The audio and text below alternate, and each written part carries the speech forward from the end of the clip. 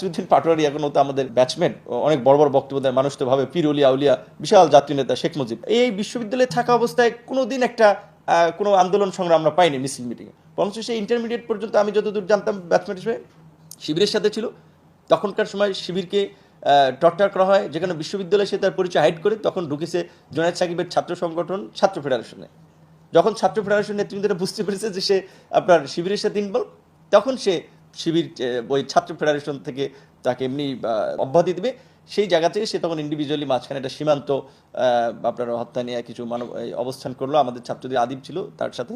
তারপরে সে এবি পার্টির মঞ্জু বাইদার সাথে আপনার ঘুরছে, আমাদের সংগঠনে জয়েন করতে চেয়েছে। বাট আমরা তখন একটা যে বিভিন্ন সংগঠন চেঞ্জ করা মানুষ তো এক জায়গায় স্থির হবে না, তখন আমরা তো গুরুত্ব দিইনি। কিন্তু বলতেছি যে এইখানে মানে এই যে জুলাইয়ের পরে যে একটা সুযোগ তৈরি হয়েছিল, এটা কতিপয় এই ছাত্র নেতৃবৃন্দ এবং আমরা যেটা বলছি এখানে একটা বিদেশি শক্তির দ্বারা প্রভাবিত গ্রুপ, যেটা ইন্টারিম গভর্নমেন্টকেও লিড করতে চেষ্টা করেছে, ইন্টারিম গভর্নমেন্টের সময় তাদের স্বার্থে ইন্টারিম গভর্নমেন্টকে ব্যবহার করার চেষ্টা করেছে, তারাই হচ্ছে এই জুলাইটাকে নস্যাৎ করেছে। যেই কারণে যেই জুলাই যেটা বলছে যে এখানে একটা মানুষের নির্মম মৃত্যু প্রত্যেকটা মানুষকে নাড়া দিয়েছিল, এখন আর জুলাই মানে ওইভাবে সেই মানুষকে সবাইকে টাচ করে না, যে একটা পরিবর্তনের লক্ষ্যে মানে এইরকম একটা ত্যাগের মধ্যে দিয়ে জুলাই পেয়েছিল। কারণ এটা দেখছি একদল মানুষ ওই মুক্তিযুদ্ধকে যেভাবে আওয়ামী লীগ তার স্বার্থ হাসিলের জন্য ব্যবহার করেছে, মুক্তিযুদ্ধের ইতিহাসকে কুক্ষিগত করেছে, জুলাইকেও তাই করেছে।